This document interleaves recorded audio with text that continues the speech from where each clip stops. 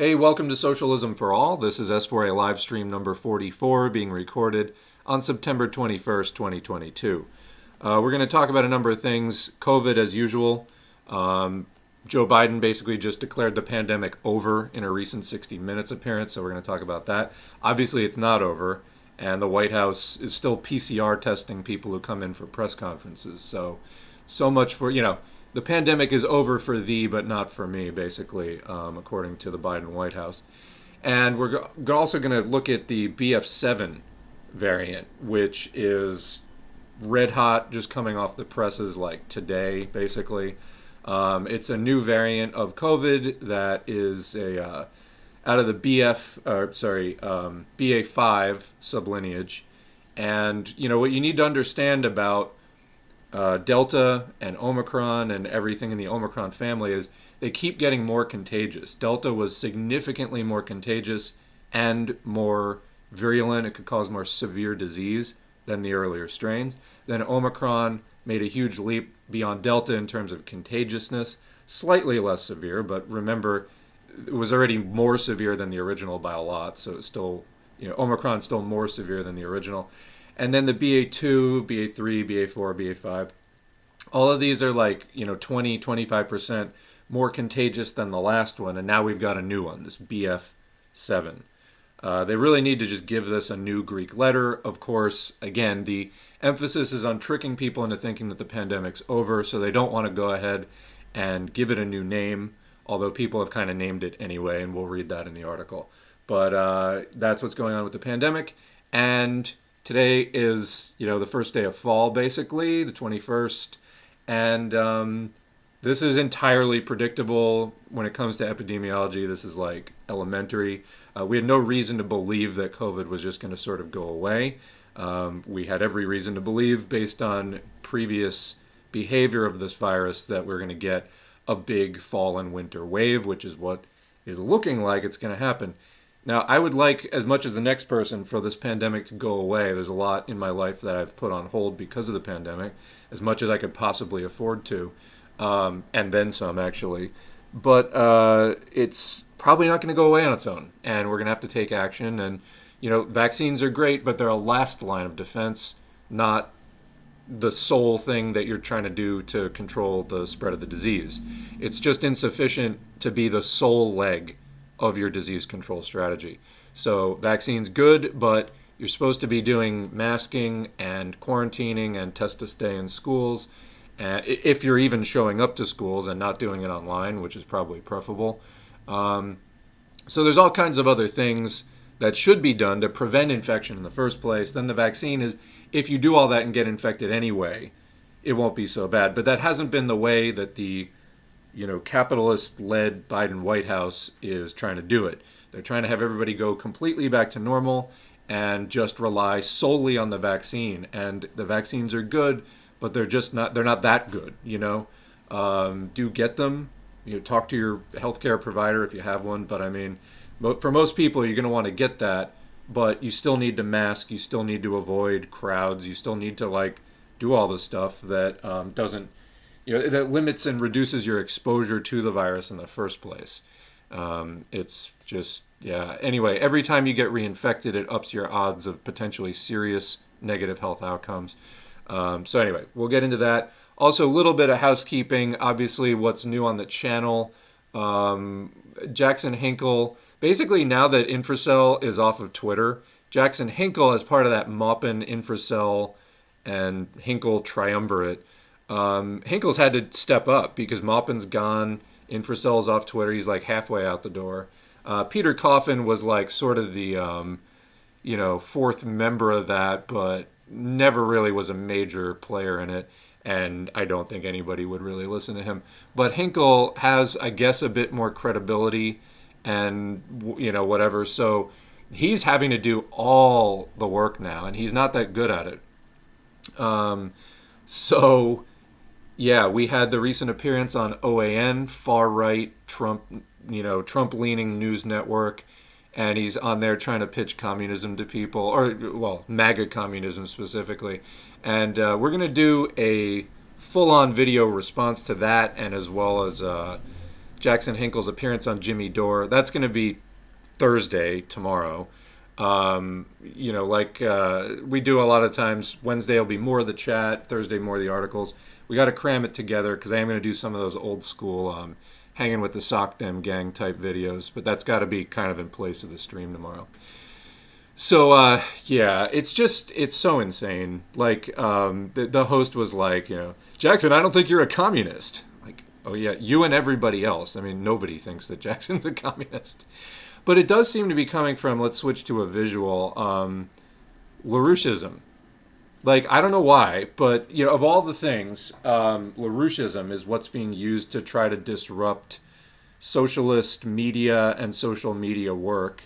I don't know if it's just because, there are so many allegations of Lyndon LaRouche and even some admissions of Lyndon LaRouche being like a government informant and a disruptor and all this kind of stuff. Of all the mantles to pick up, just what a bizarre resurgence. But anyway, they're having this conference October 15 in New York City. Defeat green fascism.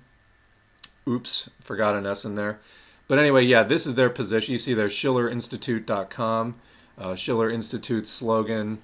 Hey, we haven't been implicated in any suspicious deaths since 2003, so congrats to them. That's a good long time.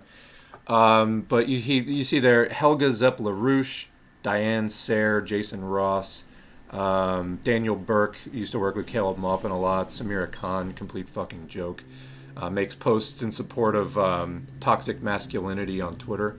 And then you've got Infracell, Adam Tahir, Jackson Hinkle. I can never get that guy's name right. I feel like we should just start calling him Jason Hinkle just on principle that he's utterly forgettable. But anyway, so there you have it. I mean, I'm sure Maupin would be here if he wasn't currently going through his sexual exploiter rehab or whatever he's doing right now. But this is it. I mean, this is in support of LaRoucheism and the LaRouche movement. Schiller Institute, the whole line that, like, environmentalism is, quote, green fascism. Ironically, Jason Hinkle, when he was, working in DSA back in the day on the city council, got some solar panels installed, obviously green fascism. Here's another version. Excellent. Whoever made this, graphic design, clearly a passion. Try reading those names in the middle on the yellow banner.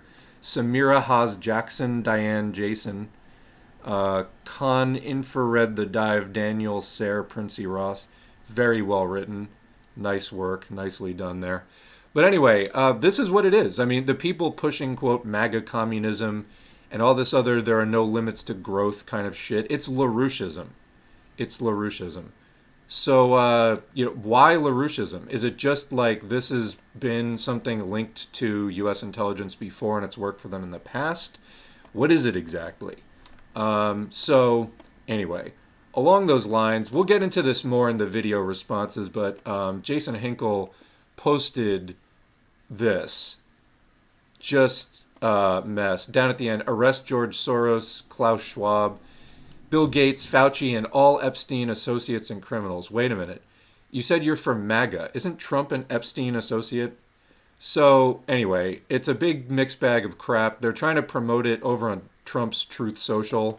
It's landing with an absolute thud, just as it's doing on left Twitter as well. No one wants this shit, but this is the way that LaRoucheism goes. It's never been popular. It's a bunch of just weird freaks that claim some mantle of socialism. They work in the Democratic Party. It's chauvinistic, it's nationalistic, it's fascistic at times. So, real garbage stuff. So anyway, this has been kind of the flavor of the week as far as talking about PatSock stuff. Again, we're not trying to elevate it. That's not the point. I see people sometimes saying like, well, just stop talking about it and it'll go away. No. Hinkle has like 165,000 subscribers on YouTube. He's on Jimmy Dore regularly. He just got on Tucker Carlson, and he also, again, was on the OAN MAGA network. So, no, I mean, obviously we're not promoting it. I don't think any of this coverage is very flattering, obviously. And we do need to discuss it to the extent that people are going to see this and be confused by it, we need to at least have a response, on the record as far as, excuse me, what do we think of this? Is it actual Marxism? Just to put a response on file. And then you can kind of move on. Obviously, for those of us who are loud commenters, other people in social media and whatever, it's an ongoing thing that you have to deal with when you enter, especially social media space, even if it's just like YouTube comments or something. You run into these like mecha tanky people with the infracell PFP, and they're out there. I mean, he's basically, Infracell's like running a troll farm out of his Discord server, basically, where they just make all these sock accounts. Like, it's just an ongoing thing that they do. So, I mean, they're a presence. And we've seen this in just at the S4A comments. It's not like I'm going way out of my way to try to address this stuff. It's coming to me, and it's been coming to me since literally day one of like setting this channel up. So as far as the people saying like just ignore it and it will go away, I could believe you more if I wasn't dealing with hostile commenting from the beginning of the fucking channel.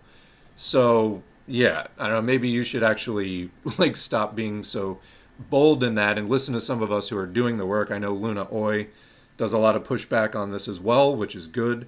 And we just want to see more of it. I posted on the community tabs a clip that Fellow Traveler posted of Ben Norton basically taking 9 or 10 minutes to just sort of dissect the meme slash grift slash psyop of the Pat Sox and hashtag MAGA communism. It's a fucking joke.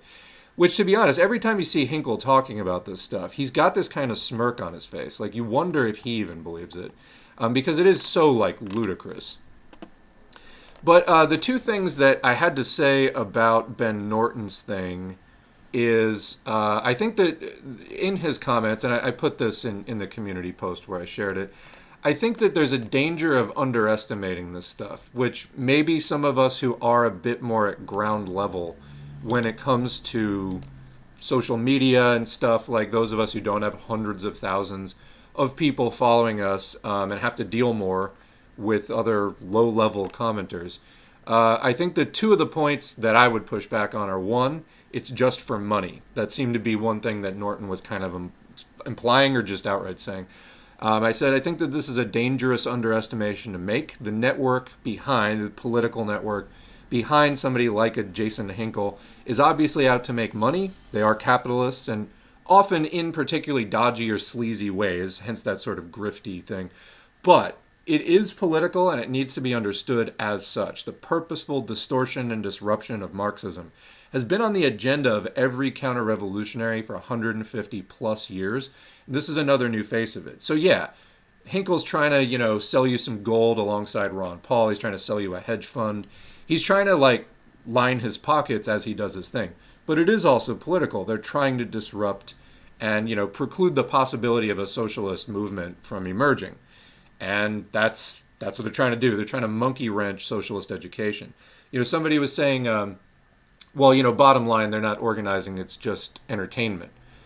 Well, it's entertainment that suspiciously takes the form of looking a lot like educating people in fascist distortions of socialism. So again, what function does it actually serve at the end of the day? What is it actually doing? What effects is it actually is it actually having? That's kind of what you need to look at.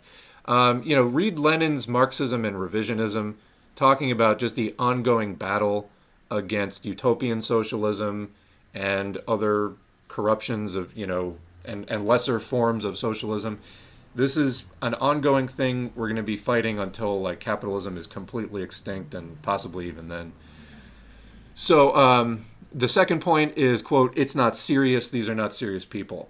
Again, I get what he's saying, but it's, I think, a poor choice of wording that can lead to underestimation, which is sort of the bottom line in all this, is don't underestimate these people.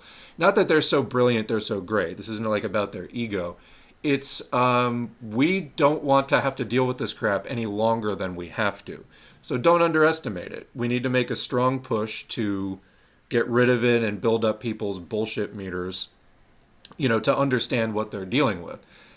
In the process, it's an excellent learning opportunity teachable moment for teaching about actual Marxism. So, as I consider myself an educator, I embrace the moment on that basis, that it's a teachable moment. It's annoying, and I would love it if we could move on to more advanced lessons and all that stuff. But if this is the kind of help that the general movement and workers' education needs, then we should do that. That's not to say that there's some rule against griping about it. You can gripe about it, but it has to be done. Anyway, poor choice of wording, calling it not serious, that could lead to underestimation. When you consider how many times this trend, the Patsock, Nazbol, left-right unity thing, has come up in recent years from how many different corners, and how urgently they push it, I think that there's something clearly here more than making money or just a prank or just made you look like, basically just trolling or whatever. I think that there is clearly more than that, although there's elements of that which serve partly as a disguise for it and partly are true. Like a lot of the fucking losers that they get to, go make 5 sock puppet accounts and go post this stuff. I'm sure some of them do think it's funny and whatever. Like they're not just doing it because they got like a State Department, paycheck or something. So there's an element of that. Like they genuinely hate socialists and enjoy annoying us. But just holding it on that level, I think, underestimates the possible effects of it, as well as where it probably is coming from. So anyway, I close by saying we can defeat it and whatever new forms it'll be assuming this year, next year, etc. But we do have to recognize that it is out to weaken and possibly destroy us. And in that sense, we have to take it seriously. It is weird. It's absurd. It's, crazy and bizarre, but you do have to take it seriously as far as its potential to be disruptive, all right, and respond appropriately. So anyway, that said, the 2 new videos that are up on the channel are an audiobook of Lenin's The Bourgeois Intelligentsia's Method of Struggle Against the Workers from 1914, talks about different kinds of opportunism, liquidationism, and we'll have more, I think at least one more in that series, which again, these are relevant texts for this teachable moment. The other one, Jackson Hinkle is out to destroy communism, is a clip of him from that OAN interview saying, we, quote, don't support the eradication of private property. Communists today, we don't want to eradicate private property. Yeah, actually that's foundational to communism. Saying that is just throwing everything basic to communism out the window. So, anyway, put that clip up. We'll be doing more in-depth dissection of that this week alongside the relevant audiobooks. So there's one other thing that I want to mention before proceeding on there. There's a talking point that has come up, and it's just stupid. Aufheben. Aufheben, German verb. It means to rescind or cancel or abolish. There's a talking point apparently coming out of the infracell Patsock LaRouche world that actually Marx used the German word Aufheben, which doesn't mean abolish. It means to sublate. Great. Now open a dictionary and tell me what sublate means, because it means the same fucking thing. Now there is, obviously, we know that Marx was influenced by Hegel, although Hegel was an idealist and dealt with things like Geists and stuff like that we had nothing to do with in dialectical materialism, historical materialism. So, portions of that do transfer the basic concept of dialectics, but they're basically trying to, they think that they found this sort of linchpin of undoing Marxism, saying, oh, well, Marx didn't actually say abolish private property. He said to sublate private property. And there's a huge difference, apparently. So tell me this. It's true that, originally that was written in German. Did Marx speak English? Where did Marx live for the latter 33 plus years of his life? Yeah, Marx did speak English, actually. And Engels worked on the 1888 approved translation by Samuel Moore of the Communist Manifesto, which uses abolish. Marx himself wrote articles in English, gave speeches in English. So it's the worst attempt at revisionism ever, and it is literal revisionism. Revisionism, we often see, We often talk about like the applied revisionism in terms of forming alliances with the bourgeoisie, which is profoundly un-Marxist. And I mean, except in very limited circumstances, ascendant capitalism with the proletariat in charge, and lots of conditions on that. But as far as just class collaborationism, that is profoundly un-Marxist in every way. And it's not like Marx just left a few cryptic notes behind. He left thousands upon thousands of pages in multiple languages. And like, we know very clearly what Marx thought about a lot of stuff, as well as Marx was active in a party. Engels lived beyond Marx and obviously had much intellectual exchange with Marx.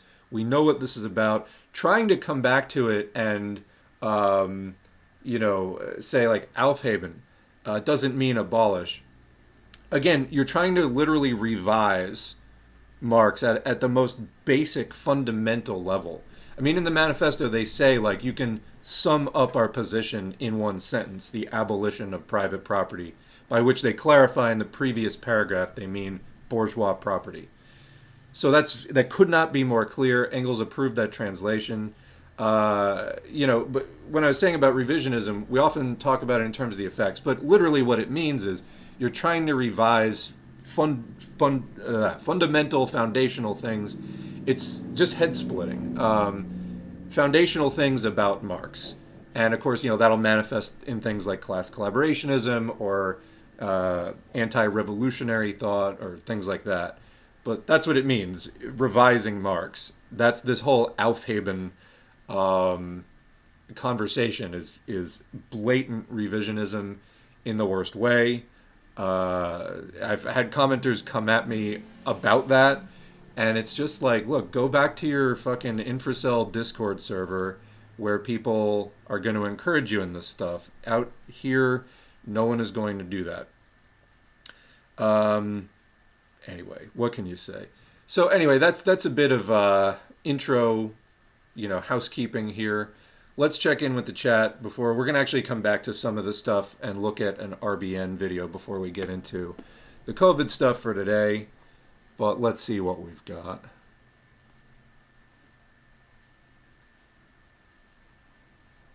Good question from Lump and Line Cook about Richard Wolff. His argument was the government should give loans to businesses and individuals while keeping current high prices and have a shop with flat debt money. I would have to hear more about what he was saying. Richard Wolff is better than many, but we need to do better than Richard Wolff.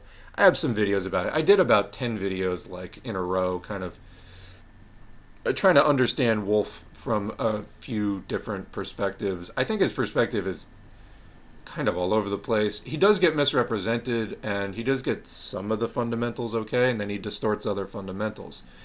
So, like for example, he wants to move away from the idea of the party and making all the major industry and transportation and stuff like that public. He wants to do co-ops. It strikes me as a very anarchist perspective. He said in the early 2000s to redefine what Marxism means, basically not trying to do the Marxist-Leninist party type of model. You can say that there are maybe some things that, problems that have arisen in practice using that method that possibly could be improved, but Wolff is basically calling for abandoning it. So, like I said, better than many, but we need to do better than Richard Wolff at the end of the day.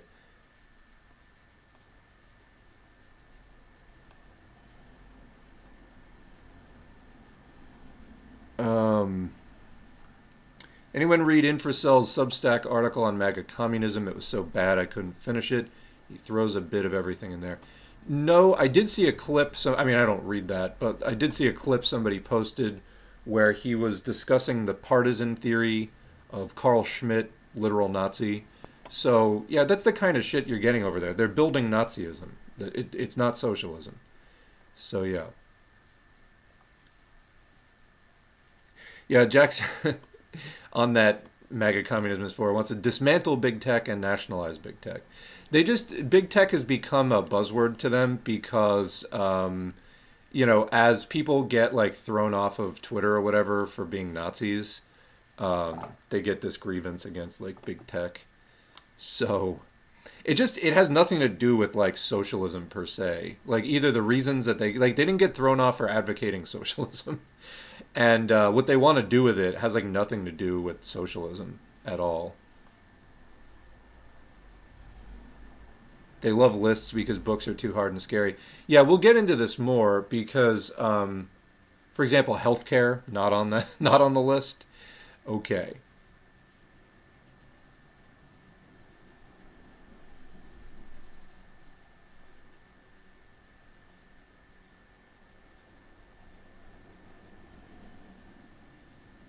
I thought it was Jason for ages. Jackson doesn't sit right. I'm telling you, I've had more trouble. I'm pretty good with names most of the time. I had more trouble with his name. He's just so forgettable. Like he's such a meme. He's such just like he would be like frat boy number three in any like '80s movie. Like he's so generic.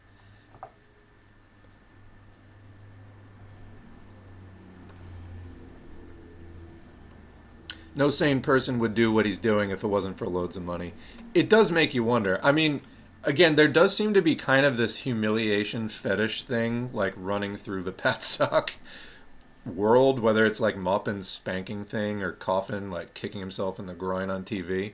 But yeah, I would have to assume there's money involved as well. Most of Hinkle's audience are Trump supporters, libertarians, Alex Jones, and Tucker Carlson viewers. Yeah. So this is something we'll get into when I do the Jimmy Dore response video, because the video is called Can MAGA Communism Unite the Left and Right? Like, pause right there. Why do you think the left and right should unite in the first place? That doesn't really make sense. Like, the right is kind of defined by either being part of the capitalist class or at least being, like, tainted by capitalist ideology to a point where they identify with it. So, you know, I mean, that's not uniting the left and right if you get people out of that. That's just building the left. So, like, yeah, uniting with the right, no, that doesn't make any sense. They have, like, anti-worker positions.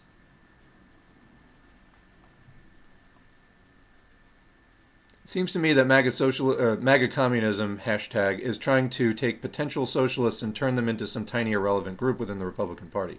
Yeah, they're trying to prevent the possibility of like a strong socialist movement forming. Whether or not it's going to be successful is another question.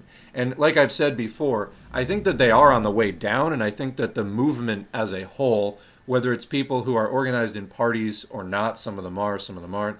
And again, I would encourage people to investigate if there are any, parties or organizations that you can join near you, even if it's on like a national level. A lot of the parties and organizations, I think, fall short of what we need today, but getting out there and networking with people is important, and also fighting ideological struggle within the organizations is also important. Not the Democratic Party. There's no real struggle possible within the Democrats. It's a sphere of bourgeois influence entirely. You need to go to places that don't take that bourgeois money. So, I've said before, I consider the Greens kind of the beginning of the left. It's not entirely proletarian. There's definitely petty bourgeois elements in the Green Party, and you get that the right wing of the Greens is kind of more that contrarian, populist, kind of Jimmy Dore-ish type stuff.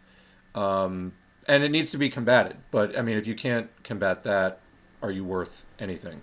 But anyway, the movement as a whole is getting better about this stuff, and this is why we need to keep this conversation going.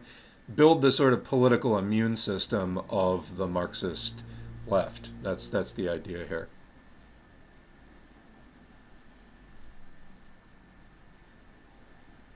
Yeah, quote here, nothing is more harmful or more disastrous to the proletarian cause than a continuation of inter-party diplomacy towards the opportunists and social chauvinists.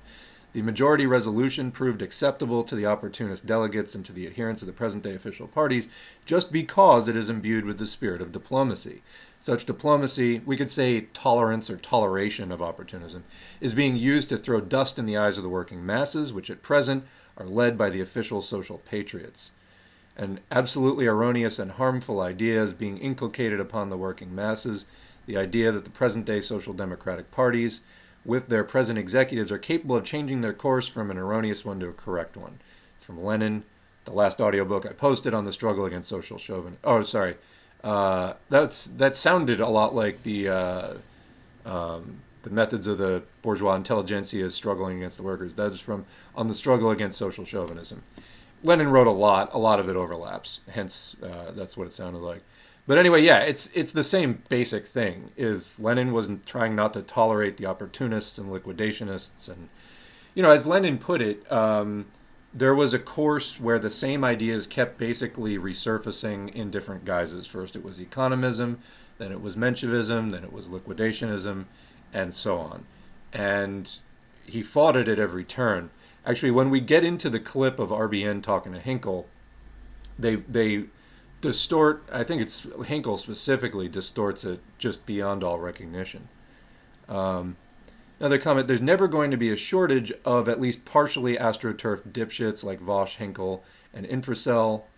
Yeah, well, when we get to yeah, you're correct. That's exactly why we need to build people's bullshit detectors now, so that no one gets duped by it, Ultimately, this does come down to the educated the working masses need to come to a point in their political education where they can see it on the spot and it's not remotely compelling to them. So, this is just, you got to just go through this stage of it until everybody gets it, and then we can move on. I think that process is well underway, but it's not done, and calls to abandon it prematurely are not going to be helpful. Yeah, Tucker Carlson legit tried to join the CIA, and they say that he didn't, but wouldn't that be like the simplest lie to have people believe? Are there CIA people in the media? Yeah. So, what can you say here? People like, oh, Tucker said he didn't get into the CIA, therefore he definitely didn't. Like, if you're that naive and or unintelligent, maybe you should just take a break from commenting. And I'm not talking about you, commenter. I'm saying people in general who are like, that gullible, that easily fooled. Yeah, he, quote, tried to join the CIA, and now he's just happens to be a civilian with the biggest show in the U.S. Right.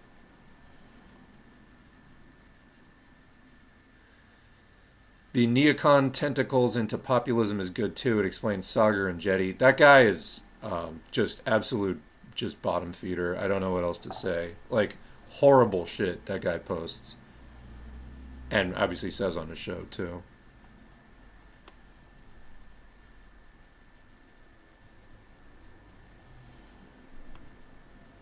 I think you need to comment on the news from the Russia-NATO war. Well, Putin just said that they're going to use, quote, all available means, and they're bringing up 300,000 reservists out of the Russian reserves. So, seems to me like he's going, double or nothing here. He's also made references to nuclear weapons again.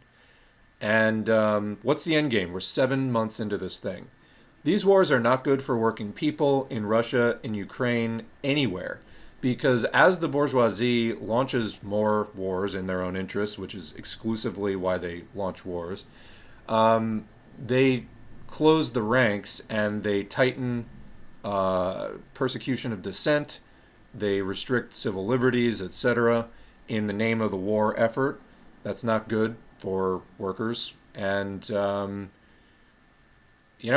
on it goes. The U.S. has just committed some more equipment to Ukraine. They've obviously committed a lot of money. Where does it end but in World War III? I think the question on World War III with that timeline, unless something major changes, is literally just when, how long it takes to escalate to that point. So, anyway, those are some comments.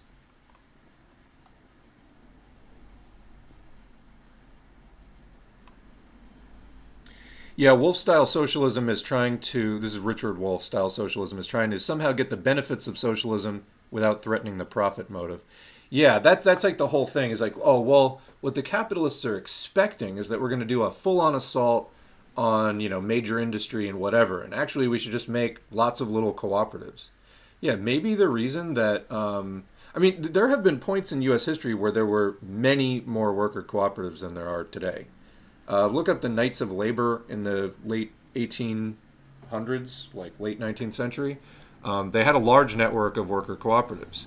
It it wasn't a revolution. It was co-ops that were intended as kind of an alternative to the like desperately horrible factory conditions, but it was not. Again, if you do not assault the profit motive and take things off of the table, like out of the market, not for sale, then you have not really fundamentally disrupted capitalism. You're just you're subject to all the same capitalist market forces that any non-cooperative firm or enterprise would be functioning in. I have been a member of a worker cooperative, and it was rough. I mean, like it was, I mean, it's like being in a small business or medium business, and you have all the like pressures that any normal business would have. It's not socialism. Like, yeah, you get some better internal conditions, and I would probably prefer working in the future like at a worker co-op than not. But it's not socialism. Like, yeah, you do need to have that movement of the masses to socialize major industry. If you don't do that, then the capitalists will tolerate you. And we went through this in the Understanding Richard Wolff playlist, where he was like, yeah, let's do socialism by the back door via cooperatives. It's just not gonna cut it. Like it really isn't. I would love it if it could. I don't think that that's really the way.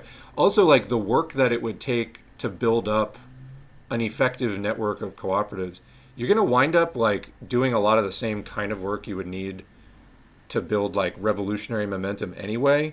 So I think it's giving people really the wrong idea to make the kind of arguments that he's making. It's this kind of like socialism without tiers, because the tiers come in when you start really threatening capitalists, then the capitalists get violent. The capitalists, the empire strikes back, so to speak. And he's like trying to propose a transition to socialism that doesn't involve that, and it's revisionist because it's like it speaks to. I mean, I think when he had that conversation, it implies a kind of revisionist approach to like you don't really need a revolution. In his conversation with Hakim did ask him like point blank about that, and finally got him to say, well, if the cooperative sector got big enough, then you'd probably have like a civil war or something like that. And it's like, okay, well, I don't think that that's what you're selling your audience on most of the time. And also like examples of this working ever. So yeah, there's a lot left to be desired there. All right, thank you for the link about the Russia war.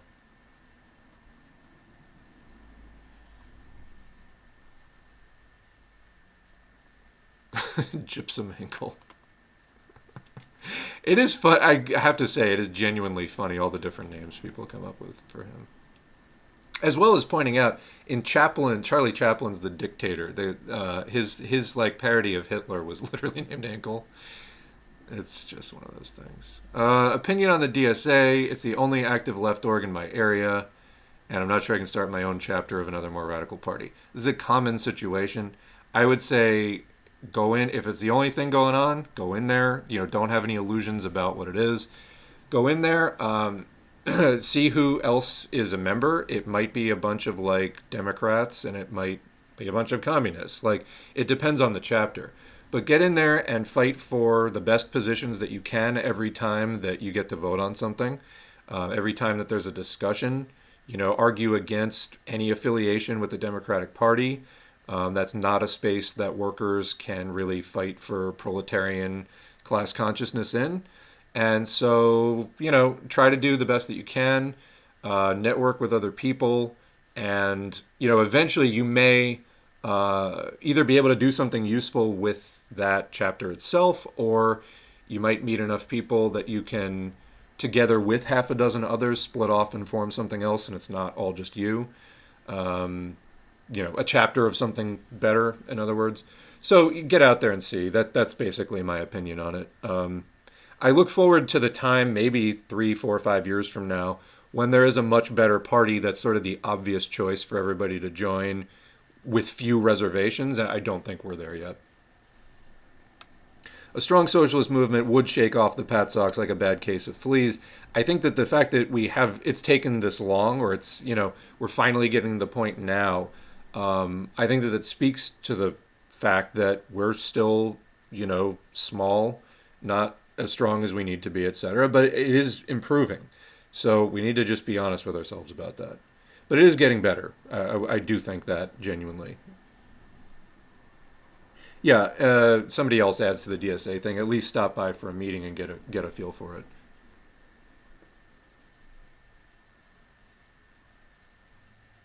Okay. Well, Tian the Green Fox Otter, thank you for the compliment. I'm glad that you're finding the channel helpful. I started this to do more reading myself, and I figured some other people would appreciate it as well. And here we are, 10,000 subscribers later, so glad that it continues to be useful for people. Actually, speaking of, let us thank the patrons, which we do at a random point in every stream. Thanks to the current patrons, patreon.com/socialism for all. You can support for as little as $2 a month or more, whatever you see fit. It will bill you up front if you don't want it to be recurring. It doesn't have to be. You can sort of give an amount once and then cancel, and I'll still get it, but you won't be on the hook if your finances change from month to month or whatever. I get it's not a great economy. I record and do these streams as much as I can. Obviously, I don't stream just to stream. Like the content also should be on point and useful. But I do what I can. I also come up against limits, have bills to pay and all that kind of stuff. But the support here does help me to spend more time on it. So if you'd like to see me continue to spend more and more time on it, I would like to do that, but it will take more support. That said, the support that's there, hugely appreciated. It's always encouraging to see people doing that, and it's also materially helpful. So anyway, thanks. All right. Was Jackson a Bernie bro? Yeah, there's a picture of him back in like 2018, like with the Bernie shirt and all. Yeah, he was like a DSA, like AOC supporter, all that stuff. And there's nothing wrong with that. He was like 18, and he was getting involved in stuff, and it seemed genuine at the time. And then he broke, and I think somebody whispered in his ear, like, "Hey kid, would you like a job?" And I guess the principles didn't matter that much. I don't know. I don't really know the guy personally.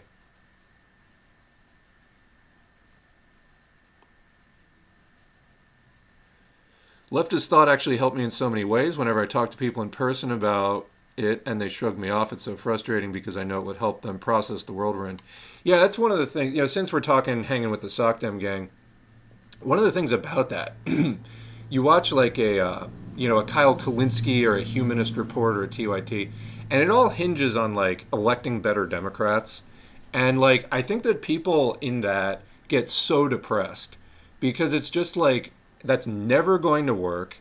You're just tying yourself to the success of like the slightly better, or that seem to be slightly better capitalists. And that's not liberating in any way. You're just like hitching your wagon to be dependent on the system that you have no say in at all. And therefore, like, these people who get to be these like news junkies about it. I was just reading a study about like harmful consumption of media, specifically news media, leading to like worsened mental health. Like all of us know that from some kind of experience, but it has been studied and sort of confirmed.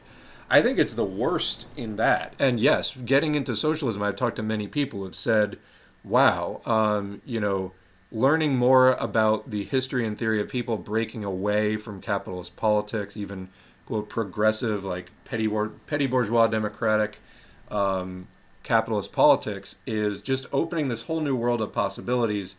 And it feels like there's so much more hope. And there is. There's so many more things become possible then. Just want to mention, we got 61 people in the chat. Excellent. I think it's an all-time high so far. So there we go.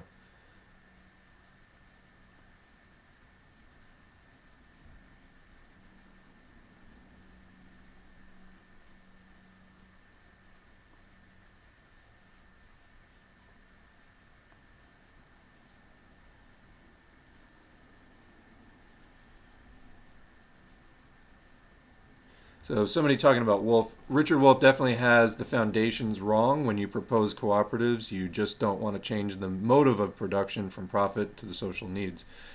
This is the number one problem with capitalism, the main root of the overproduction, which increases the tendency of profit to fall.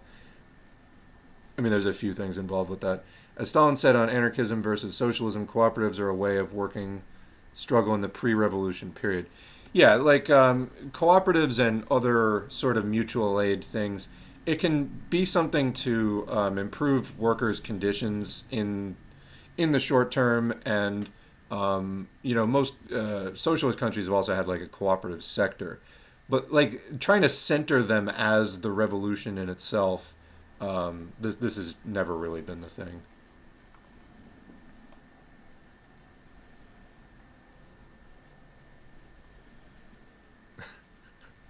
It makes me laugh every time. Heinrich Hinkle.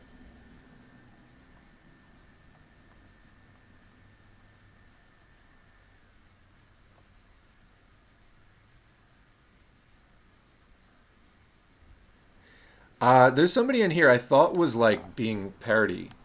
Xcan 14. Are you 14 years old? Because that's what it seems like. You can come back to me when you don't use a computer, running water, and food, all of which is unavailable in a socialist system. If this is parody, it's going on way too long. Let's just put it that way. I thought at first it was like throwing out a one liner to be like ridiculous, and I'm not so sure because there's few too many of them to just be comedy. Yeah, alright, somebody needs a timeout. There we go. Bye bye. When he mentions, there's so many DSA caucuses, I swear. There is a DSA Communist Caucus.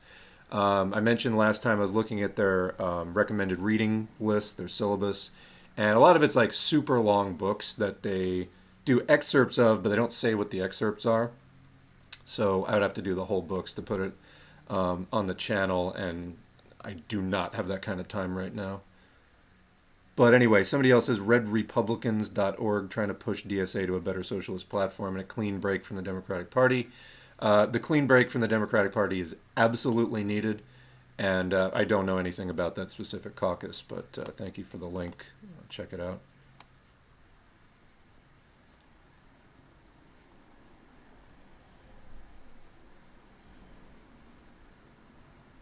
All right, we are caught up with the chat, so let's go into don the headphones here and go into whoa, the latency on my voice is kind of throwing me off. Let's go into the RBN clip. This is courtesy of Sal from the Red Army at Chairlady Spears on Twitter, who has this clip. This is CJ and Nick, Socialist MMA from RBN, who has been acting like a fucking dickhead on Twitter. Let me just say, using that laugh cry emoji. There's an old saying on Twitter: when people use the laugh cry emoji, they are madder than they have ever been in their entire life. And boy, I think it was Saturday. Every post from Nick was chock full of laugh cry emojis. Let's just say, because people were questioning him on like, hey, why did you just platform Jason Hinkle? And why did you just like let him talk about MAGA communism and then do like incredibly weak pushback on it? Well, they're all in the Jimmy Dore orbit.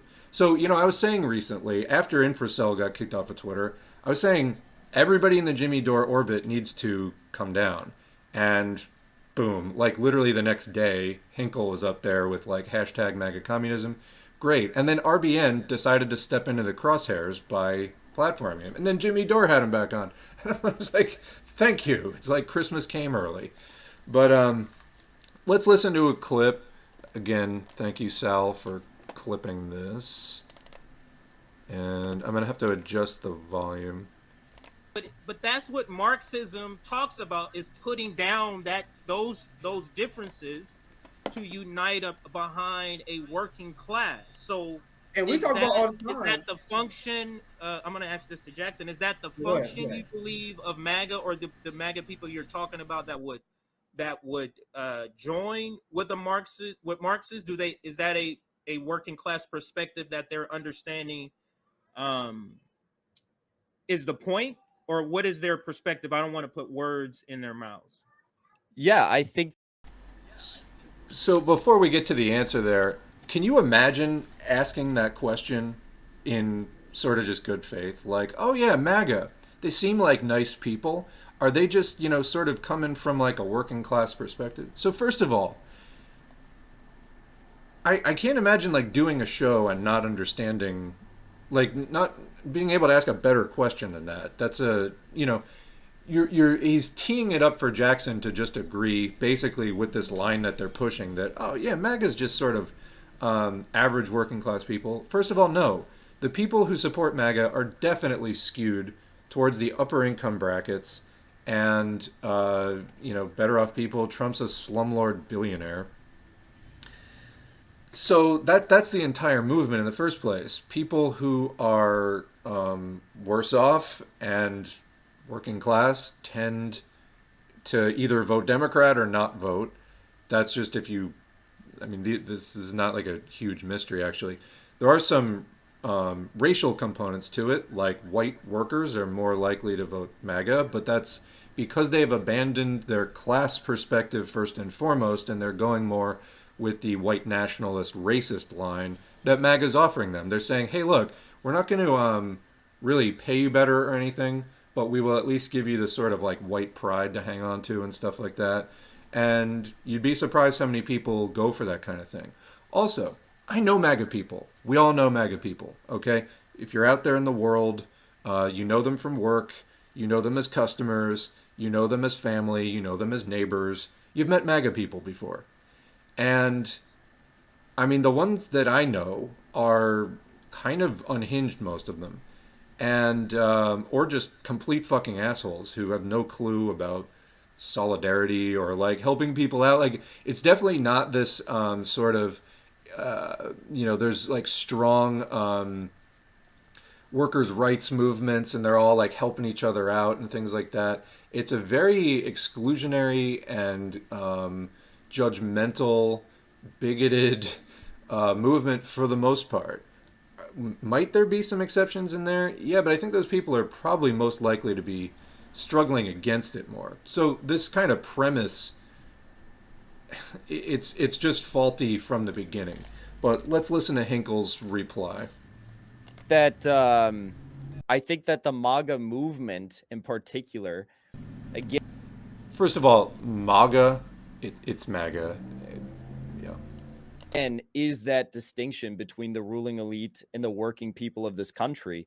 And when it comes to the issues that matter most, it's a fundamental distinction of top versus bottom. It's not left versus right.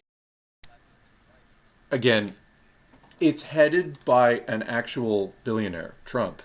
And people were drawn to it because he's a scummy, sleazy guy who just does whatever he wants.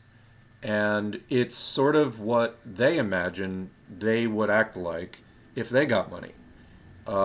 So, this idea of it's not about left versus right, let's unpack that for a second. Because it is very much left versus right. Right is more towards the status quo and reaction, left is towards the future beyond capitalism, socialism. So, I would put pretty much the dividing line of the center of, if we're going to do political spectrum, as being socialism on the left, capitalism on the right. So you have sort of your neo-feudalists, libertarians and such on the far right. You have, your assorted white nationalists and other people close to them, a lot of overlap. You have the neoliberal Democrats, maybe slightly to their left.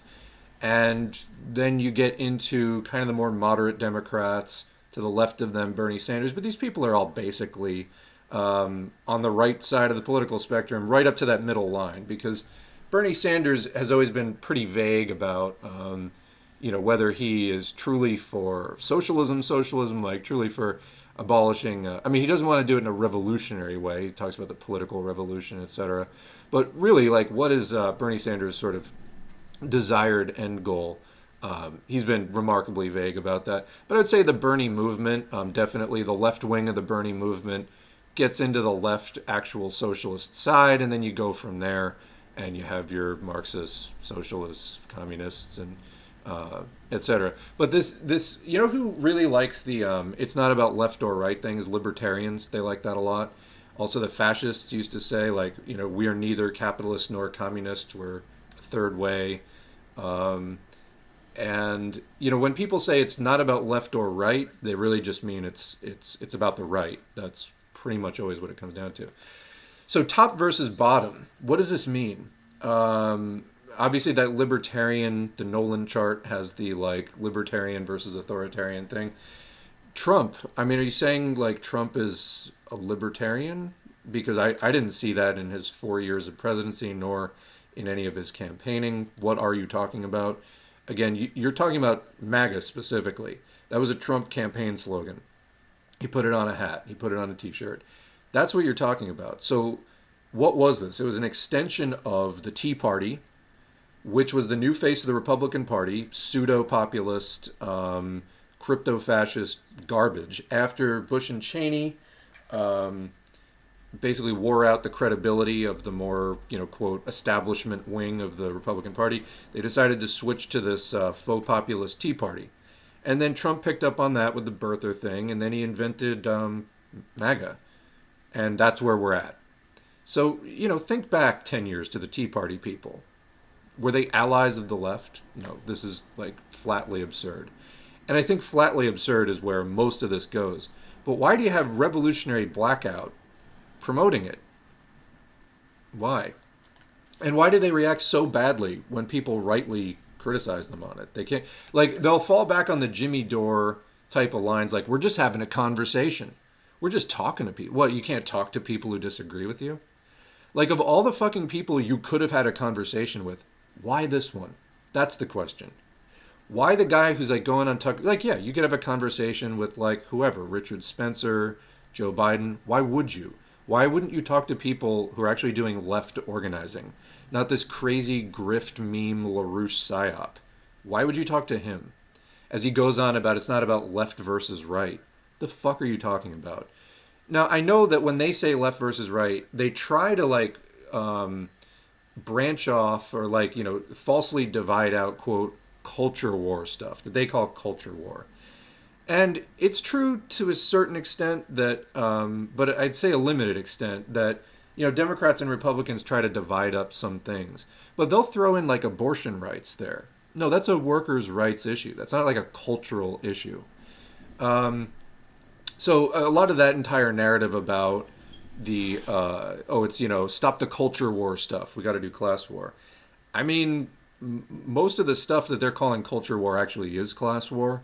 And they're misleading you, and at best they just don't understand what they're saying. That but that's an incorrect basis of saying, oh, these things are culture war, not class war, and therefore they can be ignored.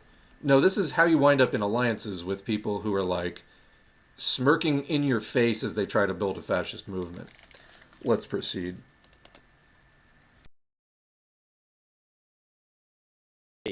And Marxist, though many people try to bastardize what it means to be a Marxist, it means viewing the world from the lens of dialectical materialism. It's not left, it's not right, and historically, it's been more right. No. So, historical materialism, just trying to say that has nothing to do with left or right. No, that's just wrong. Communism, Marxism is a left-wing ideology, period. It goes into the future, it goes into socialism, it's not right-wing, it doesn't cling to tradition, doesn't try to conserve the past, it doesn't try to conserve the status quo. It tries in a revolutionary way to break with the past and the status quo and to bring in radical social change. It's left-wing. And this line that he's about to say about it's historically been more right-wing than left-wing. Again, just a blatant lie. And they're just sort of nodding along as he says this. And it's been left in every single country on the globe, but it is not left nor right. And Lenin discussed this quite a bit. No, he did not. Actually, Lenin did not discuss that at all. We've got over 90 audiobooks of Lenin up on the channel, and Lenin says quite the opposite. Within communism, in fact, he makes the distinction of left-wing communists versus right opportunists. And no, Lenin very much did use the left-right spectrum, in fact. This is just a falsehood. But they nod along. It's its own line that needs to be drawn that highlights that inherent contradiction between the ruling elite and the working people of a given country. And when it comes to the matters that issue that the issues that matter most, like fighting the deep state, fighting the intelligence. Okay, so a couple things here. One, the deep state is a fascist talking point. No, it's true that obviously the CIA exists and they have, lots of trying to avoid buzzwords here. They have a lot of covert operations that are not on the books in an open way and that are used to do all kinds of nefarious anti-democratic shit around the world. But when left-wing people, Marxists, communist socialists, also anarchists, talk about imperialism, we just say imperialism. We don't say the deep state. This is a historic thing that fascists have done in order to root out the non-fascist loyal elements within the existing government. Because fascists don't take the revolutionary approach of completely tearing down the bourgeois government and then, making new institutions for proletarian rule of society. They keep what's there, and they do what Trump did. They appoint loyalists. They get rid of anybody that isn't an overt loyalist. We just went through this with the whole, quote, defund the FBI thing. Obviously, Marjorie Taylor Greene didn't mean defund the FBI. How would their system of private property function without that? Obviously, it wouldn't. What they mean when they say that is to get rid of all the non-loyalists. That is their goal. So that's what they mean by the deep state. It's different from what socialists and anti-imperialists talk about, and there is no functional anti-imperialism without being socialist. It's different from what we talk about, because they're just talking about the non-fascist aligned people. So, anyway. Community fighting the warmongers. MAGA is aligned with us Marxists who are trying to expose that inherent contradiction between the working class and those in the elite. Obviously, there's elite. Now, that's the biggest line of horse shit ever. I've talked to MAGA people. I've watched many interviews with MAGA people. Their understanding, they will agree on something like, oh, I don't like the people in government. Great. Once you go beyond that utterly superficial level of conversation and you get to what their complaints are, what their grievances are, they're not really in common. And as far as this whole thing like, oh, they're against the wars and this and that, again, you're pushing a kind of libertarianism which purports to be anti-war, purports to be anti the police state or whatever. The fact, though, is that any kind of capitalism needs those things to function. And especially the kind of extremely deregulated, privatize everything thing that libertarianism does. So libertarianism is just hardcore neoliberalism with some idealist frosting on top, which will go out the window the minute that libertarians actually attain power, because they can't do it. Look at Rand Paul or somebody like that. In practice, capitalism needs all that stuff. Libertarians are like, oh, we're going to do an anti-war version of capitalism. No, you're not, because that's the way capitalism works.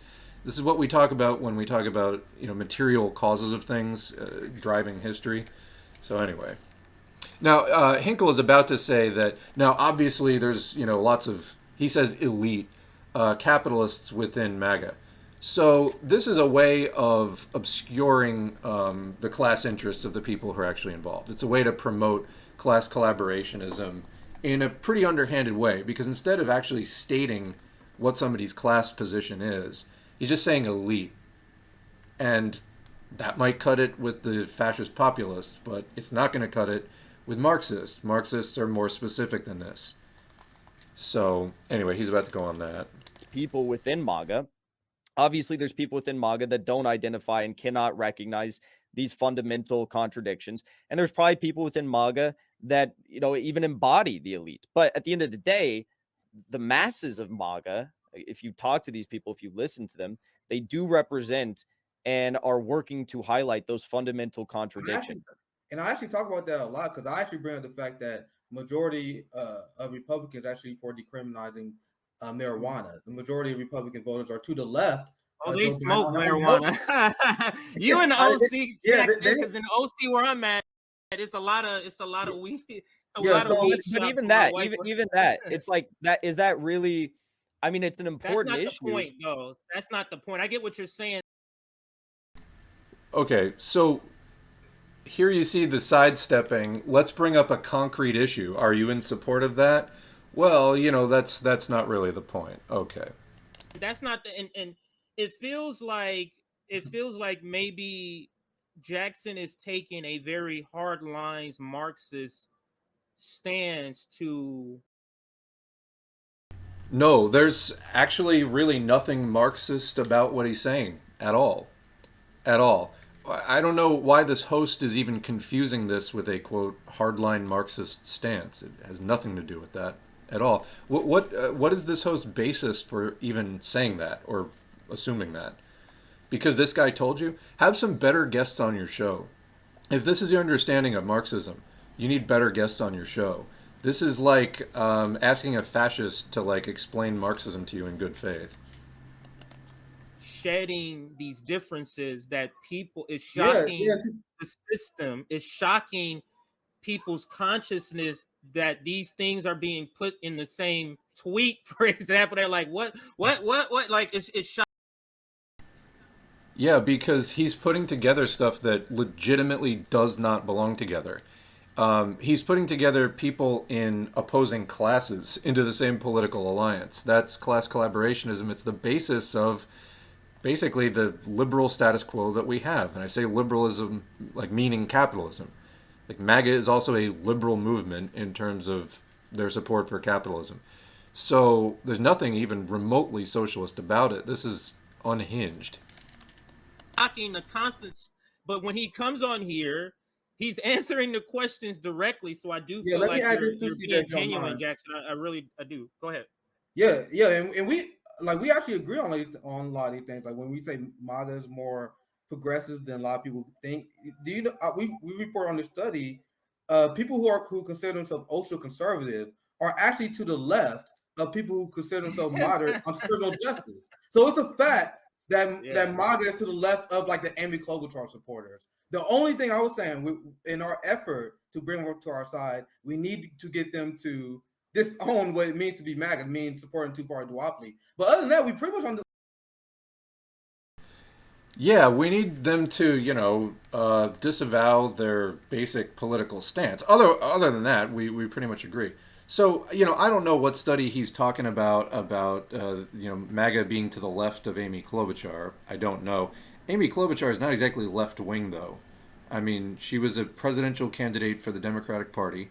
So what does this show? Just that there's overlap between the stance of the Republican Party and the Democratic Party on some issues? Okay. That was incredibly non-specific. So, but again, making this about the two-party duopoly, obviously I can agree with that to a point. Supporting any capitalist party is not going to be good for workers.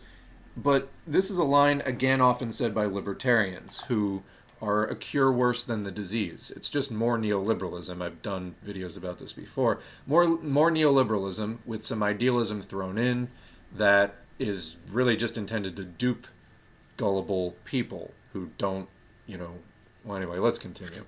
I don't see large difference because I talked about before, I think people need to convert people in your community.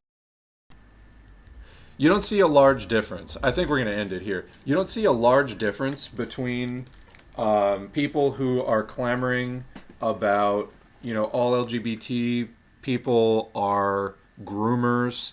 You don't see a difference between that and people trying to go for basic human rights. You don't see a difference between people who are trying to end all abortion rights, which is a basic human and workers' right. You don't see a difference between people who are, I mean, just top to bottom. This is just such blatant denialism of what we all know MAGA is about.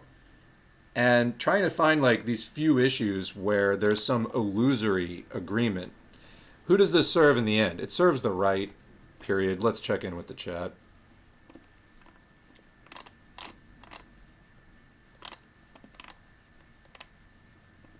I think it got even worse after there was like another minute left, but I've kind of had enough of that. What are we trying to catch up with the chat here? All right.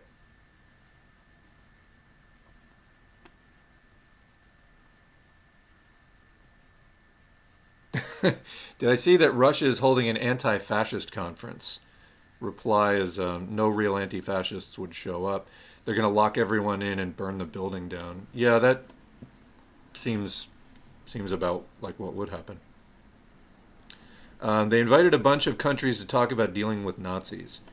I mean, I think there was a post a while back where it was like World War III, but everyone is some form of Nazi. I think that's kind of what we're headed for. We need a comment for the Social Democrat ContraPoints. I think ContraPoints, or COINTELPoints, as some people call her, just had Hillary Clinton on or something like that. That's just liberalism. Like that's not even pretending anymore. Like that's just middle of the road Democratic Party stuff. It's even like right wing Democratic Party stuff.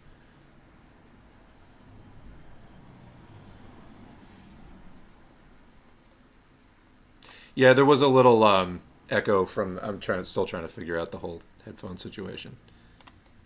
It's a low tech stream here. It's a low tech stream.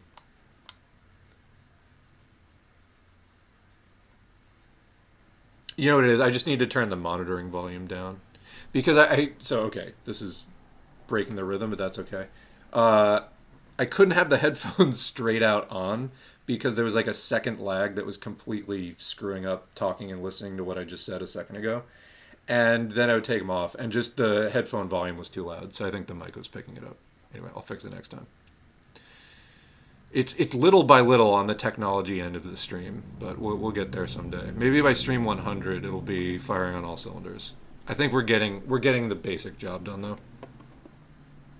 Somehow it's been largely forgotten that the core of the Trump base was lower income only in the context of Republican Party primary voters who skew extremely wealthy. Yep.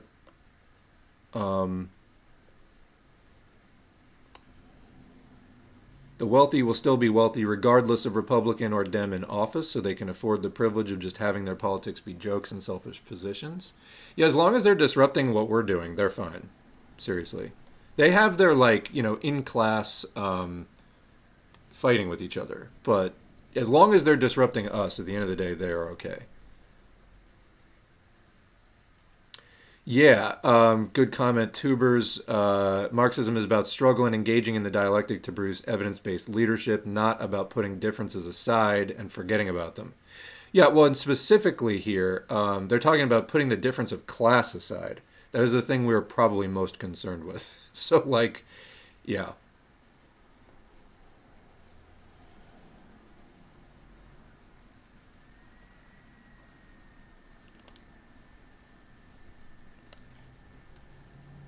More like MEGA, because they only think about me and only me.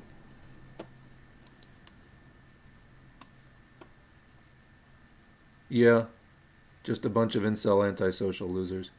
But again, you look at RBN. I know a lot of people listen to them. They've got about 22,000 subscribers on YouTube. I think the main account has about 80,000 on Twitter. Those are people. Some of them might be bots, but those are people listening to it. And again, they're in that Jimmy Dore orbit. So why are there more than 5 subs, I guess is the question here. We need to get to the point where it's dramatically, lower than it is. I think we're building there. Did they push back on him at all? Not in this clip. Not in this clip. My understanding is after he got off the stream, they kind of pushed back against some things like the use of the term globalists, but not so much in general.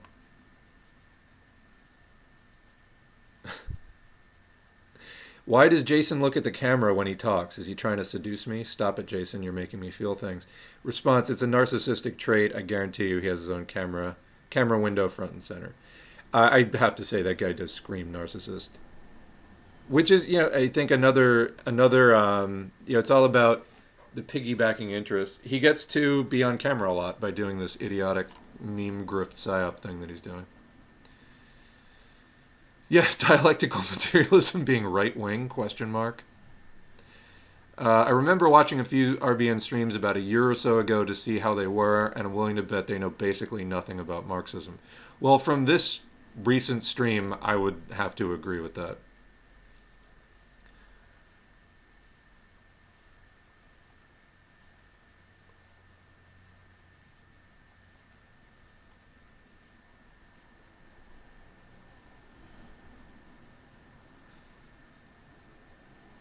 Yeah, bourgeoisie is substituted for ruling elites. Or I think the other way around. Elites is substituted for bourgeoisie and working people.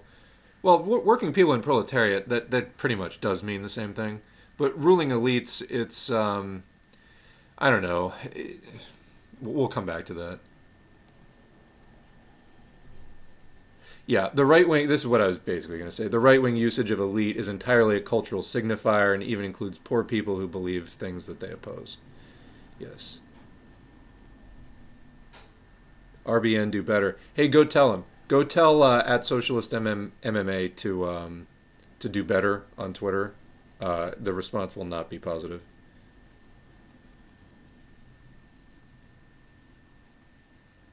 Yeah, these guys are grifters just like him, to be honest, just smaller time. I have to agree. I mean, that's absolutely how it comes off to me. The blind leading the blind. MAGA communism got that orange juice right after you brushed your teeth taste. Conservatives are never to the left of anyone in criminal justice. Yeah, I mean, look up like the Libertarian Party's stance on criminal justice. Gary Johnson, recent prominent Libertarian presidential candidate, was all about private prisons. There you go. But that's the Libertarian answer to everything. Privatize it. All right. So it happened again. Basically, no matter what, Wednesday is always about the chat, and then Thursday is always about. So we're gonna have to do this again tomorrow, and I should just live with that. I tried to rebel against it today, but we always need to chat it on Wednesday, and I guess that's just the way it goes. Let us though not get completely behind things, and I do want to get into. We can save the COVID and neurodegenerative stuff for tomorrow, but let's talk a little bit about some of the boldest current events in the pandemic right now, which is ongoing. The COVID-19 pandemic, I should be more specific because, of course, oops, there we go. Of course, there are multiple pandemics. Most of them are still small, and hopefully, monkeypox will not skyrocket again. Got up to way more tens of thousands of cases than it should have, and there might be another round of it at some point, but for right now, it's not like completely off the hook. So anyway, here's an article from Fortune Well, presented by CVS Health. Just in time for fall, there's a brand new COVID variant making headway in the US. By the way, I grabbed this like right before we went online. There might be better articles about it, but this is, very recent news. It's by Aaron Prater from yesterday, the 20th. A new COVID strain started to create waves among virus trackers this week, outpacing nearly all other variants of interest that scientists are tracking in the US this autumn. The Omicron spawn, which scientists have named BF7, short for BA5.2.1.7, so it is a BA5 offspring, comprised 1.7% of sequence infections last week in the U.S., according to new data from the U.S. Centers for Disease. Other variants jockeying for the top spot right now, held by BA.5 at 85%, include BA4.6, which comprised 10.3% of infections, and BA2.75, which comprised 1.3%. Let me just tell you what kind of bad news that is, because BA4.6 is able to outcompete BA5. That's why it's been growing about 0.8 to 1% per week for the last 8 or 9 weeks now, and it's at over 10%.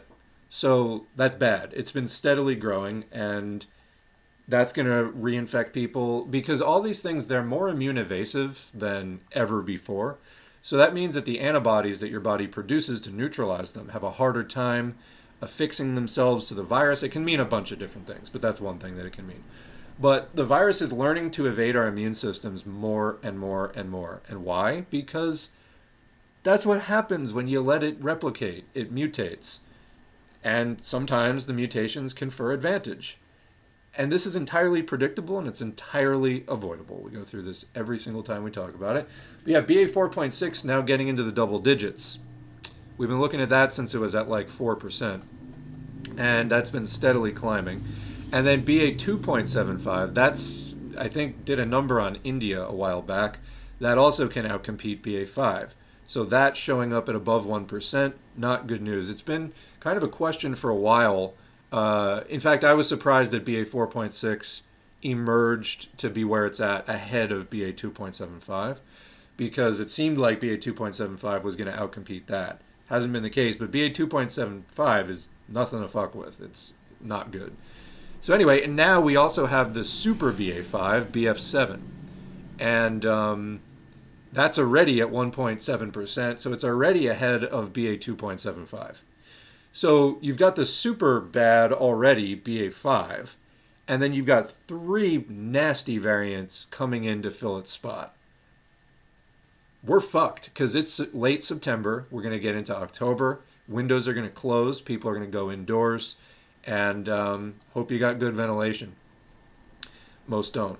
And then by the time we get into November, forget about it.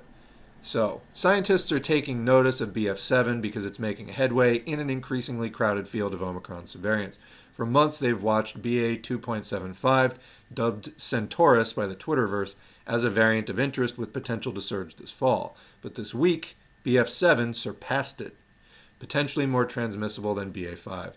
BF7 is only beginning to grow off in the US. I don't think that's a thing, but anyway, it's already taken off in other countries. Tweet from Tom Wentzeliers. Updated fit of global SARS coronavirus 2 lineage frequencies based on all of the genomics data. Now with BF7, or otherwise known as BA 5.2.1.7, represented separately. BA 2.75 still predicted to overtake in many places, but the BF7 thing, has similar advantage over plain BA5. And again, as does BA 4.6. So you got 3 variants that can outcompete BA5. That's so bad. And then they're going to recombine. And oh boy. All right, continuing. So far, Belgium has seen the lion's share. What's Europe doing? They're just breeding a bunch of fucking diseases up there. So far, Belgium has seen the lion's share of BF7 cases identified globally, 25%. It's a lot. Denmark, Germany, and France have each seen 10% of the world's identified cases so far, according to cov-lineages.org, a COVID data repository updated daily by contributors from universities in England, Scotland, and Australia, among others. The new subvariant was first reported by the CDC as part of cases of BA5, which rose to prominence this summer. But the CDC recently broke it out into its own category when cases topped 1%.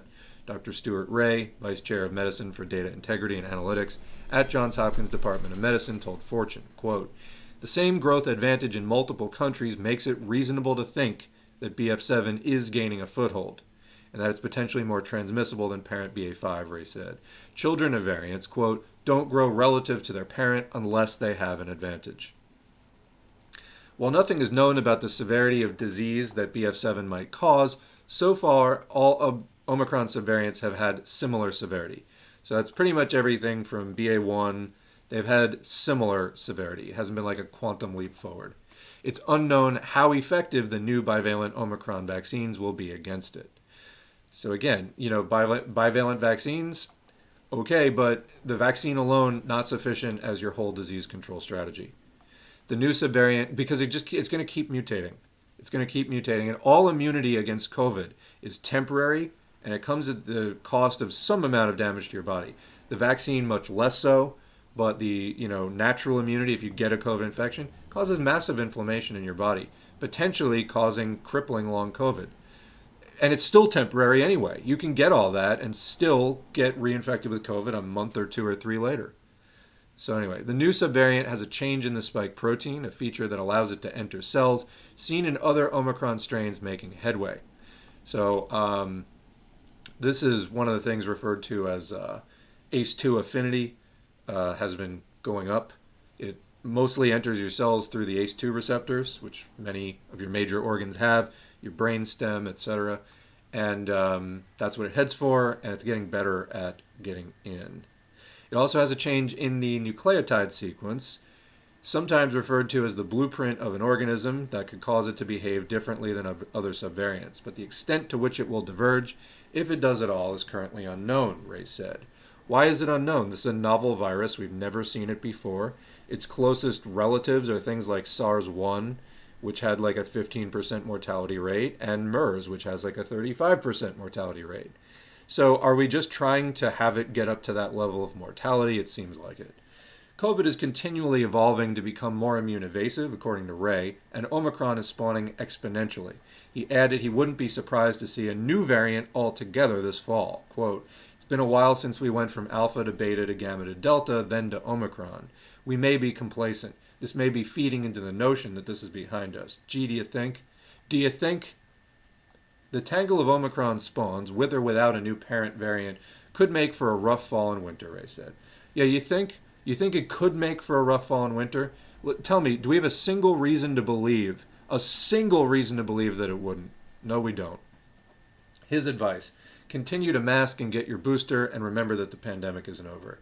Well, it's kind of difficult when all the schools and workplaces, or the overwhelming majority of them anyway, are pretending that it's over. By the way, we're just talking about RBN. Ask RBN about, we're not anti-vax, we're just anti-mandate. They'll have a lot to tell you. Quote, "There are people who predicted that COVID would be over by Easter of last year," he said. Well, we certainly didn't predict that here at S4A. Let's get into the Biden article.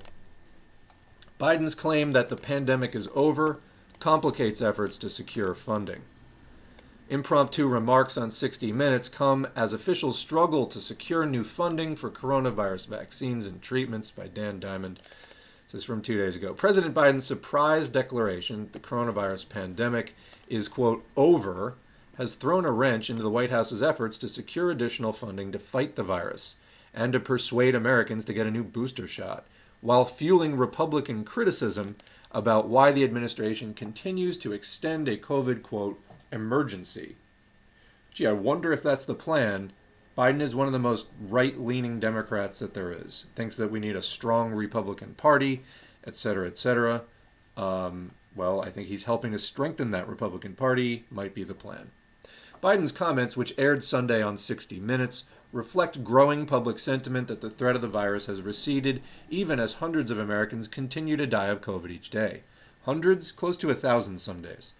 46% of Americans have returned to their pre-pandemic lives, according to an Axios Ipsos poll released last week, the highest share of respondents to answer that way since the pollsters began the question in January 2021. Quote, "We still have a problem with COVID," Biden said. "We're doing a lot of work on it, but the pandemic is over." Well, honestly, these comments aren't that shocking. Fauci said the exact same thing as the BA2 surge and plateau was mounting. He's like, we're out of the pandemic stage. As we were entering into the biggest sustained surge of the pandemic, we're out of the pandemic stage. I'm sorry, what pandemic were you looking at? Because it looks to me like, first of all, endemic, as we covered on a previous stream, is when there's no change in the rate of cases. The rate of cases is not rising or falling. Well, we're not in that. Big spikes and waves and plateaus and things, that's not endemic. I mean, a plateau can be, but not when it seems like it's just a very long wave. We don't know where it's going to settle out, but it's definitely not endemic yet. And then even when it is endemic, I mean, it could just stay at this plateau level forever. That would be endemic, but it would not be harmless. It would mean that hundreds of people a day die from it. That's endemic. Okay? That's still a fucking huge problem. Biden's remarks caught some senior officials off guard as the White House mounts a fall vaccination campaign. Like, seriously, why would people get vaccines? Like, there's no pandemic. Talk about, like, just undermining your own effort. Okay. Lobbies Congress for billions of dollars to purchase more coronavirus vaccines and treatments, including monoclonal antibodies, things like that people need. Once you get COVID, you need this shit if you're going to recover without severe permanent damage. And weighs whether to extend its ongoing public health emergency when it expires next month. Oh my God. Oh.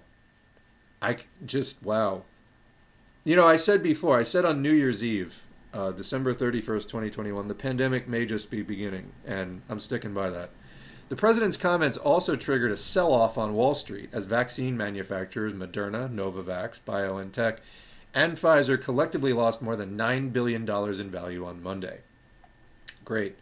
This is another downside to having your public health response be in the private sector. But hey, I'm sure if we ask the MAGA communists, they'll just say privatize it. In interviews, 6 administration officials who spoke on the condition of anonymity because they were not authorized to comment said that the president's statement would probably make it harder. Yeah, I think that's a fair assessment. To persuade people to get shots or secure new money from Congress, noting those efforts have already lagged behind their goals. Yeah, they were already not getting all the budgets that they wanted passed, and that was after Omicron. Anyway. Outside supporters also criticized Biden for ignoring uncomfortable realities, such as the large and growing toll of long COVID, affecting approximately 15% of all people, including the vaccinated. Some officials on Monday sought to add nuance to Biden's comments. No, there wasn't any nuance in the fucking comment. Like, that's... you can't do that. Seeking to praise the nation's progress. What fucking progress? What progress? What progress is being made? We're in the longest sustained surge of the pandemic, and the virus itself has spawned significantly more contagious and more severe strains than we were originally dealing with. How is that progress? More than 30,000 people remain hospitalized with COVID, and more than 400 are still dying every day, according to 7-day averages compiled by the Washington Post. Quote, although we are much better off than we were months ago. Like what? Are you using Omicron, like the absolute, December, January, when people are normally sicker anyway, surge? You're using that as your baseline? I wouldn't. I would use other, surges like the winter 2020-2021, and the surge that we're in now dwarfs it. So that's not better. Anyway. We still have a lot of work to do to get it down to a low enough level that we would feel comfortable with it, said Fauci. Fauci said himself that we were out of the pandemic phase back in fucking April. I'm not comfortable with 400 deaths per day. Well, thank God for small favors. Sarah Lovenheim, spokesperson for the Department of Health and Human Services, reiterated that the public health emergency, quote, remains in effect, and that the agency would provide a 60-day notice before ending it. That is in that tweet there. The administration for months has maintained that the virus is in retreat. It isn't, citing the growing availability of vaccines, tests, and treatments, and the population's expanding immunity. Tell me this, what good are tests when people don't have paid sick days, when kids have to go to school anyway, when there's no structural support for people not going out of their apartment or house when they're sick? What good are tests? So you just know you're infecting people? Come on. And the population's expanding immunity. That's a blatant lie. This only is to a point. The viruses are evolving around it. All that immunity is temporary. And again, it comes at a cost of doing damage to your body. The White House also has begun transitioning some of its purchases of coronavirus tests and treatments to private insurers, with the goal of shifting the cost of vaccines to patients by the middle of next year. This is my understanding of what they're planning to do with Paxlovid as well, is it's just going to be another very expensive drug on the market. So again, there goes your public health response. As shitty as it was, privatize it. Libertarian pandemic. Biden's remarks came at a moment when new daily infections are down to just over 57,000. New daily infections are down to just over 57,000, the lowest that they've been since late April. Yeah. So remember, 15 to 20% of those people are going to get long COVID. All right. Although that is probably a dramatic undercount, since most people test themselves at home and do not report their infections to local and state health officials. That's absolutely correct. You know, it used to be, if you go to biobot.io/data, biobot, biobot.io/data, you look up, they have the coronavirus in the wastewater and the daily cases matched up. And they did it to a scale where, for most of the pandemic, the cases and the wastewater virus level match. And then you go to the point where rapid tests start being used instead, and also testing wasn't mandatory at colleges and things like that. What happens? They diverge greatly. They're just not counting the cases anymore. So this is, you know, at least double that, if not triple it. And that's how many people are getting infected a day. So it's not just long COVID also. You can get infected and do damage to your body without getting long COVID, which it seems like may be tied in many cases, a majority of cases probably, to a persistent low-level infection. You can still get infected with COVID, not get long COVID, but do sustain organ damage or immune system damage. So that's, I mean, tens of thousands of people a day. Congressional Republicans on Monday cited Biden's comments as a reason not to support additional funding or other urgent steps to fight the virus and pushed the president to explain his policies. Senator Richard Burr, Republican, North Carolina, the top Republican on the Senate's health panel, demanded to know when vaccination requirements for federal workers and contractors would be ended, because that's their priority, and more federal staffers directed to return to the office in a letter sent to Biden and shared with the Post. By the way, yeah, Biden still requiring PCR tests to get in there for the press pool and all that stuff. So how over is it really? Quote, without a clear plan to wind down pandemic-era policies, the deficit, we're going to do deficit hawks. We're going to do the deficit hawk game as, you know, again, tens of thousands of people a day get long COVID. Okay. Good priorities. Without a clear plan to wind down pandemic-era policies, the deficit will continue to balloon and the effectiveness of public health measures will wane. What? This is a public health measure. Like, pandemic-era policies are public health measures. As the American people continue to be confused by mixed messages and distrust of federal officials. Well, here we go. Republican communist unity. People are confused by mixed messages. However, the Republican solution is just delete the messages. The communist solution is to actually deal with the problem. Quite different. Republicans also question why the administration would renew. Why are we giving so much fucking airtime to Republicans here? I guess it's because this is just another bourgeois newspaper. Republicans also question why the administration would renew the public health emergency if the pandemic is over. To be fair, it's a logical question. That declaration has been used to streamline authorization of coronavirus vaccines and treatments and keep many Americans covered by Medicaid, the safety net health program. And again, that wouldn't be a question if we had done Medicare for all, or if even Biden had stuck to his public option thing that he campaigned on his website, but never, I don't think, mentioned with his mouth a single time. The Urban Institute, a think tank that conducts economic and social policy research, has estimated that as many as 15.8 million Americans could lose Medicaid coverage after the government ends the declaration. I'm sure there will be no consequences to that. Quote, since President Biden used his appearance on 60 Minutes to declare COVID is over, he must immediately terminate. So now they're making demands. They're agitating off of what Biden said.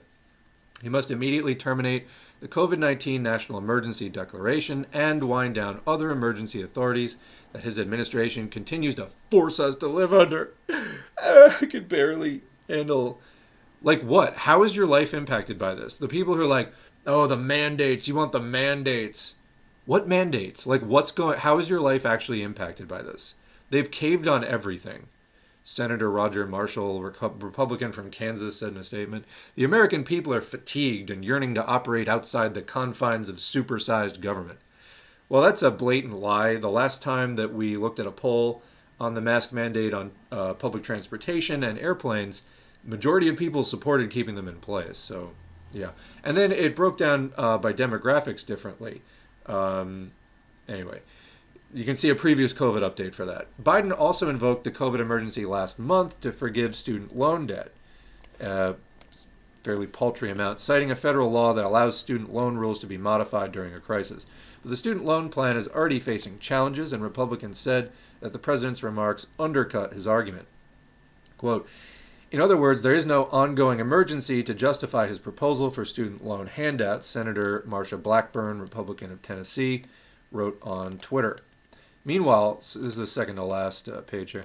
Meanwhile, some of Biden's supporters and other outside experts criticized the president for seeming to play politics with public health. Oh, I'm so glad no one has played politics with public health previously in the last 2.5 years or ever before that. Quote, nothing has made me more disgusted by our party than what the president said on 60 Minutes last night about the COVID-19 pandemic being over, Yale epidemiologist Greg Gonsalves wrote on Twitter. We lead in overall COVID mortality and excess deaths among the G7. Life expectancy in the U.S. is down and has not rebounded. Hundreds of thousands of Americans are likely to suffer from long COVID. And we're grossly undervaccinated and underboosted as a country. Biden, and yeah, by the way, guess what the second leading cause of death was? COVID-19. Guess what the first leading cause of death was? Heart disease. Okay, that's been an issue for a while, but guess what COVID-19 also contributes to? Heart disease. Okay. Biden made his remarks to CBS News reporter Scott Pelley last week during an interview at the auto show in Detroit, referencing the crowds at the event. The annual auto show had not been held since 2019. Quote, if you notice, no one's wearing masks, the president said. Yeah, that's a fucking terrible thing. Like, everyone should be wearing masks. Everybody seems to be in pretty good shape. Yeah, except for the million who are already dead and the many who can't leave home because they have long COVID or aren't leaving home because they don't want to get it. And so I think it's changing. Wow, very scientific observations here. Lots of people are being careless, therefore everything's great. That's just fucking stupid. And I think that this is a perfect example of it. Wow. That is the ostrich approach to just an extreme level. J. Stephen Morrison, Director of Global Health Policy at the Center for Strategic and International Studies, suggested that Biden was seeking to reassure virus-weary Americans about 50 days before the midterm elections. Quote, it's a pandemic message. It's a campaign message, Morrison said. It's pretty consistent with a lot of the other messaging around the normalization of life. He's saying that the pandemic is over psychologically and behaviorally, except it isn't over epidemiologically and biologically, and you're about to find that out in a pretty big way, we have every reason to believe, in the next 4 months. So again, this is about getting reelected in part. Awesome. I'm super glad that, anyway, over 1 million are dead. You know, tens of millions have long COVID. Many Americans remain wary of the virus, said Liz Hamill of Kaiser Family Foundation, a nonpartisan research group, citing its July polling that found that 39% of adults were still worried about serious illness, and 44% of parents were worried about a child becoming seriously ill. I don't think we can say Americans have moved on from this completely, Hamill said. William Hanage, an epidemiologist at the Harvard T.H. Chan School of Public Health, said that COVID's impact remains remarkable, particularly when compared to other respiratory viruses. COVID is not a respiratory virus.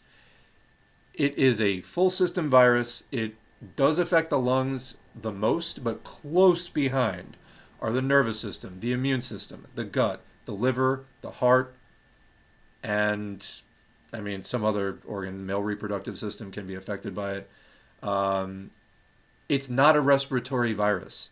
Again, you have to separate out the acute phase of COVID, that first month, and the risk of dying from like the pneumonia, from all of the other health risks, whether it's long COVID, whether it's up to risk of clotting, because that's another, I mentioned heart, but also the cardiovascular system as a whole.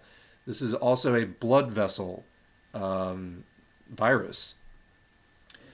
Anyway, in an email, he noted that COVID has been linked to the deaths of about 80,000 Americans this summer, tens of thousands more than during the typical flu season. It's irresponsible at this point to even mention the flu or, again, respiratory viruses in the same thing. That's fundamentally a misunderstanding of what COVID is. The flu doesn't cause brain shrinkage in this way. All right? Quote, it is true that we have far fewer severe, or I'd say acute, COVID infections, deaths, and healthcare utilization than in the past. It's also true that these numbers only look small because of what we have gotten used to, Hanaj added, warning that cases could surge this winter. Again, we have no reason to think that they wouldn't surge this winter, especially now that nobody's masking anymore. The head of the World Health Organization last week warned that the pandemic was not over and that important work remains to combat it around the world. So, fun fact, YouTube last year was taking down videos if you contradicted the World Health Organization. I guess Biden would have to be taken down now. Again, how fleeting it is. You know, if you believe in science, you must become a socialist because capitalism constrains science to an insane degree.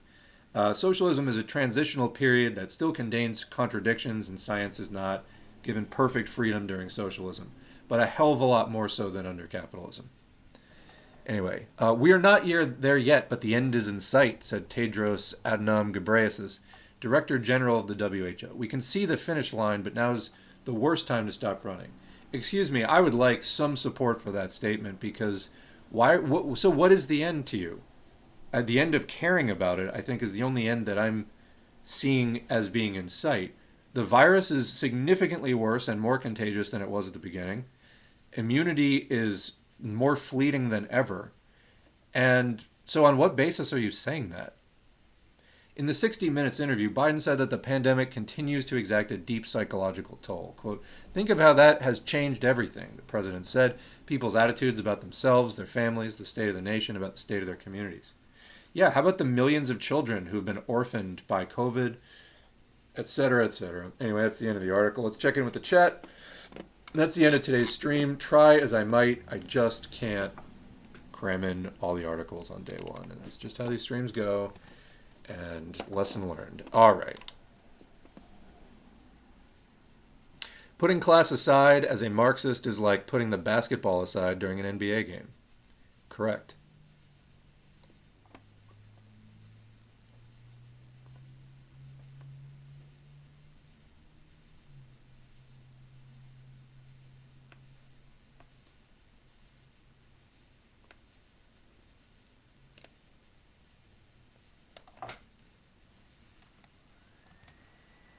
Oh, got another troll. Bye, troll. You shall not be missed. S4A, is there a way to contact you? Write a YouTube comment. I mean, you're contacting me now. Write a YouTube comment. Message on Twitter. Send a comment. I'm on Reddit. Yeah.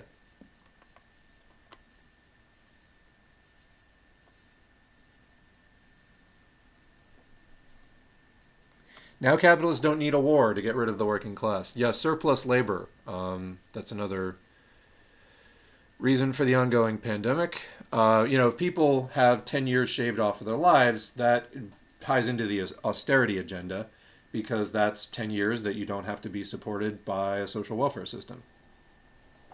So you can retire at 64 and then die at 65. That's looks like how the capitalists would benefit from that. Do you guys see the news about Facebook saying out loud that they have a deal with the FBI where anti-authority Facebook posts are reported to the Domestic Terrorism Unit and trigger an FBI investigation? This is exactly what they paint East Germany as. I did not see that. Can you put a link to that? Boy, is there a weird troll comment after that. But no, I didn't see that. Can you put a link? S4A got kicked off of Facebook for being socialist, several times, to the point where I just stopped even trying. But yeah, that sounds pretty par for the course as far as Facebook. We have a video on that. I mean, Facebook, literally, like, the board of Facebook is right-wing Republicans.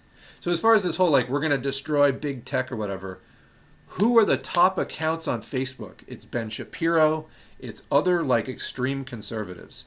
So this whole idea of, like, we're against big tech. You fucking, like, you are big tech.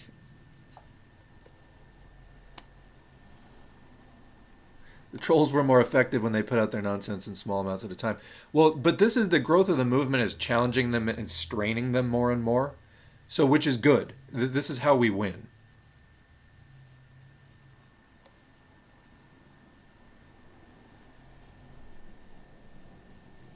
The libertarians are so far gone down the anti-vax rabbit hole that they believe all the deaths are coming from the vaccine. Yeah, that is true. And I've been seeing it more and more. I, for a while, was in a Twitter group that sort of responded to, COVID misinformation and stuff like that. And you would see that more and more. It was like they would deny that the virus. I mean, we had the level of people that would deny that the virus existed at all. But now we get people who, like, they'll accept the existence of the virus, but that it's basically, like, harmless. And that all the damage is coming from the vaccine. It's an insane anti-science position. Like, I don't know if they're aware, but there are studies, so many studies done on COVID. It's not like this is some phantom.